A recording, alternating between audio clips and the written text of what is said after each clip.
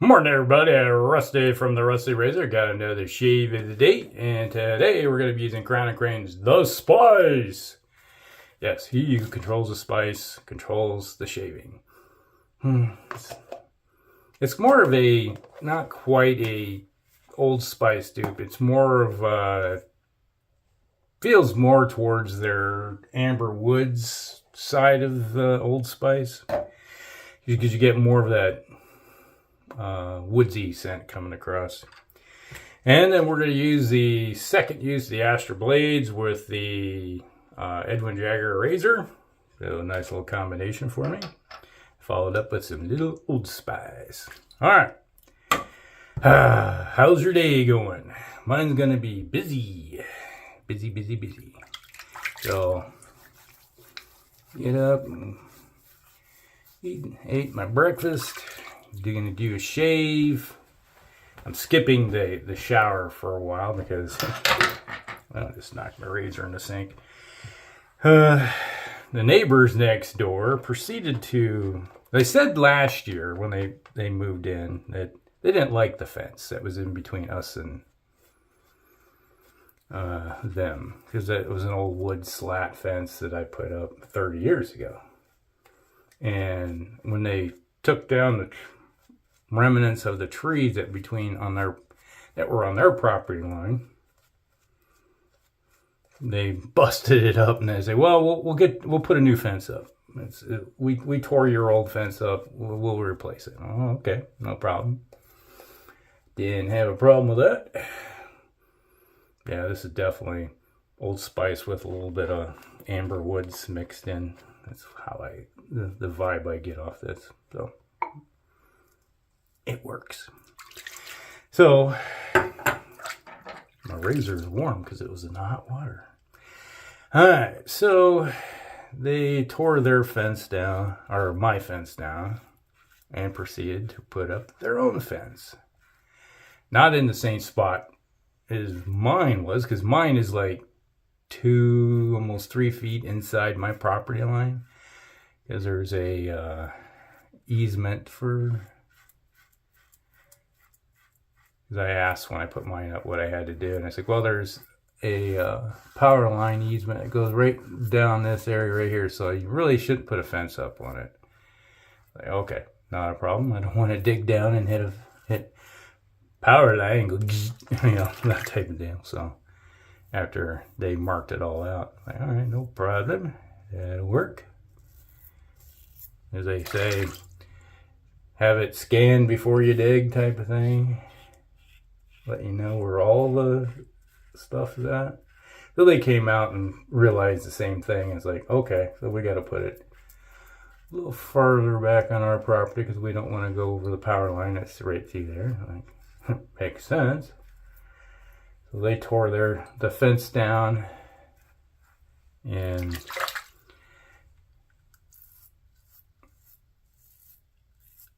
I had my grapes were on the fence, because it's like, have you ever seen Wrigley Field? It's baseball. The Chicago Cubs, Wrigley Field, baseball. Look at it. It's got ivy along the whole back fence. It's like brick with ivy all over it. That's how my fencing looks like in the summertime. I just have it covered in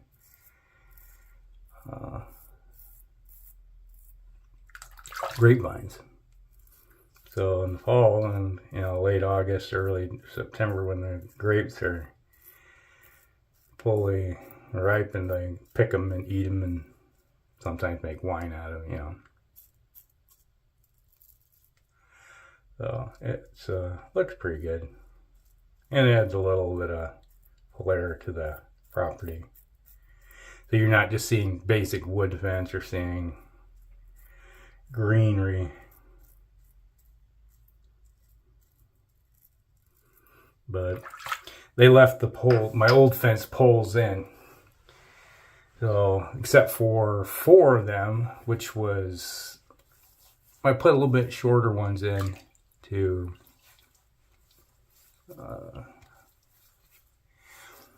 make it so it wouldn't block line of sight to the road and stuff like that. And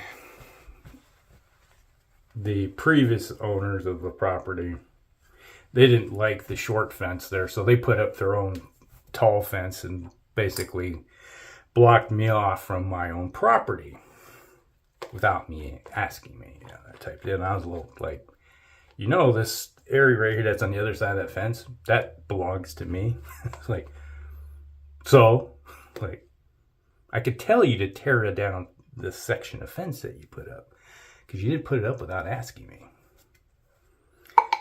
But it's like, if you ever sell the property or anything, it's coming down. But when the new neighbors came in, and they moved in, it's like, where exactly is the property line? Because they're Hispanic, they're friendly people, and they all came over and we chatted and everything, and I showed them where the property line, and I said, you dig right about right here, you can find a little stake post that marks the corner of the property. And they kind of like, okay, yeah. Then one of the guys, he owns the property himself, and he says, yeah, it should be. He speaks real good English, and he says, okay. And then they got a shovel and dug around. He's like, yep, it's right here. Okay, no problem. And I said, you see that metal post way down there on the edges of the property? That's pretty much in line with where the other one is. And not a problem. It's like, then they tore down the trees and busted up the fence. Oh, we'll replace it for you. It's like, all right. So they put up a really nice white plastic fence, which cost them like $150 a section. I'm like, it's like, how much did that cost? Ooh, okay. I think I paid maybe $25 for each section when I put it up 30 years ago. And I would have to put up like 10 sections. I was like, yeah, to match it for the rest of my property. I'm like, I don't think so. I just spent that much on my air conditioner. So yeah, get all the parts.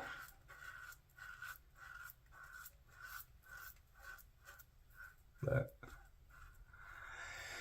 so now I have to go in and today run over, get some concrete. I got dig the posts, the old short posts out. They gave me 4 of their long posts that they had on their property that matched that the other previous owners put up. A match, and the previous owners didn't put concrete or anything in to anchor their posts, and the fence just kept going, because it would get into a heavy wind and it just work its way and it'd fall over, and it just kept falling over. And I was like, yeah, you do shoddy work, you get shoddy results. And they were putting their new fence up, and they was like, I seen a big stack of concrete there, and quickcrete, and they go, you gonna put concrete in there and anchor those things, right? And yep. And I was like, yeah, we tried to remove those short posts. You did too good of a job on that. I was like, yeah, they don't move. I've even had cars and stuff that backed up too quick, and during the parking during the fair, and hit them, and they didn't move. Like, yeah. Yeah, do it right. My dad always say. That's what she said. Yeah.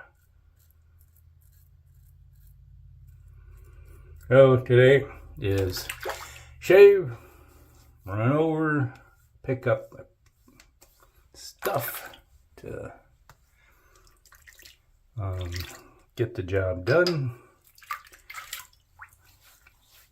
I must have got a little bump right there. And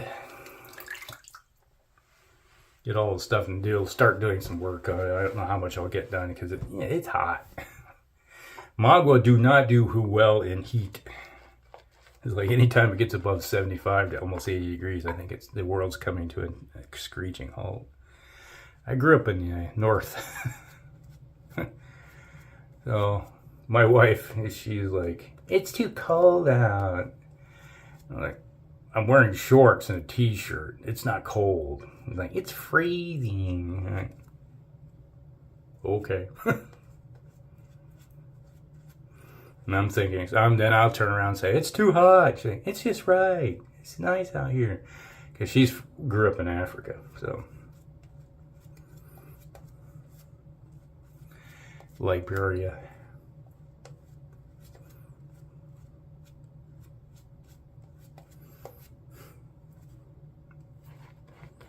Yeah, man. Quarter size amount, and I still got, wow. I got enough for an easily another pass. We shall not pass. But yeah, does the job. Yeah, these Astras work good in this razor. It's Edwin Jagger. At least I like it.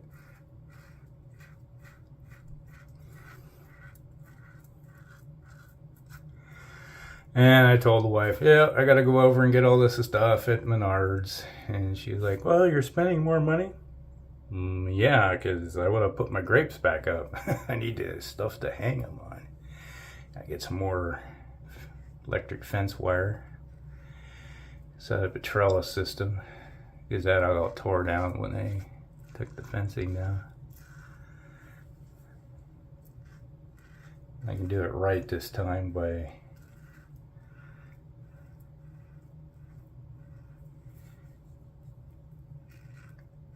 because now I have both sides of the fence, which actually means my grapes will do better because they'll get more sunlight on both sides. It's like that part of the day when the sun would go up, it's like the sun would come around and then they hit the fence, and you know, they wouldn't get as much sunlight unless it was across the top where they were growing up top.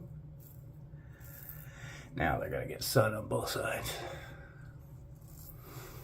which means I might get more grapes. Yes. Tasty stuff. And one of the guys that was there when they had the property, and he's like, oh, those grapes? And I said, yep, those are grapes. I said, what kind? White or red? And I was like, well, they're both. I got some whites here. These are whites, those are reds. And started describing, you know, the different, like, these are Catawba, these are La Crosse, you know, really sweet white grapes. And really sweet, which way the birds like them. And especially the orals.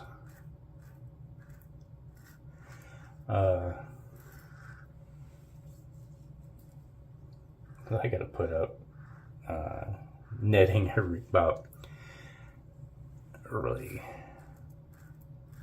late July, August. I put netting up to keep them, so when they do get ripe, the birds aren't eating them all. Otherwise, they go in like a bunch of voracious piranha.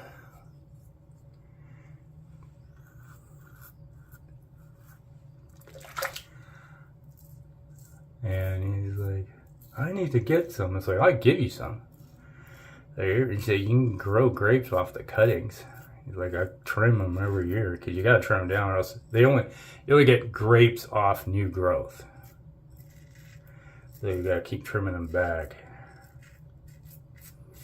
He's like, you set up an arm system, then you got stuff grows off of it, and every year I trim off the new old growth off the main arms and get some good grapes.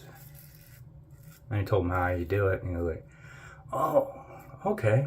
And I was like, I'll give you some. I was like, I'll trim them up in the spring next year.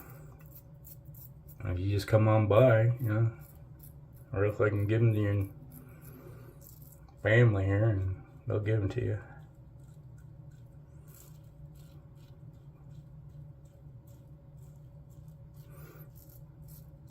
He was like, oh, right. Then they came over and gave me a bunch of popsicles, and we just sat there and chatted.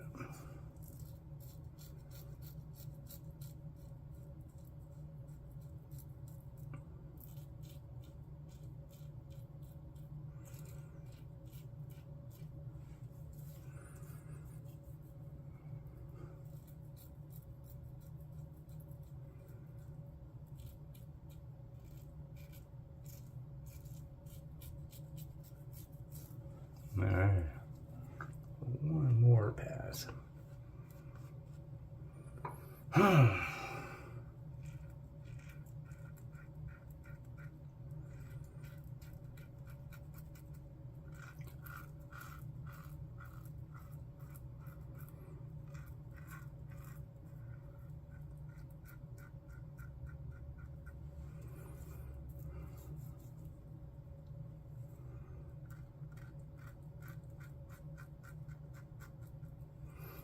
Here's a razor version. Alright. There we go.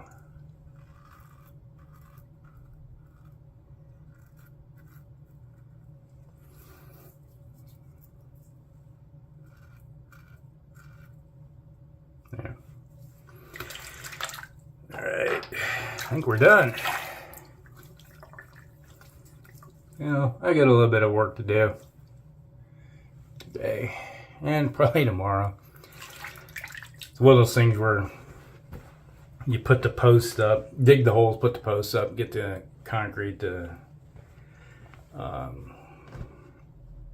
set, and then about a day or two later, then you put everything back up.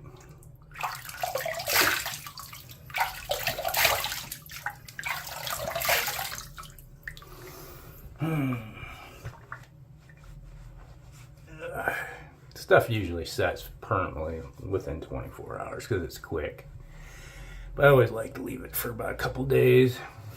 And then I probably should pick up a little extra because I got some repairs to do on the south side of my fence due to when the derecho hit, tree fell over on it and the wind blew it, and so it's kind of canted, so I need to dig it up and then straighten everything out and repair everything. So maybe this is fence week. Do a week's worth of stuff, and then over the weekend I'll get my son and everything. My wife to, yeah, help out. Oh, I'm busy. I got stuff to do with my girlfriend, or I'm gonna go play games. Well, you go do that.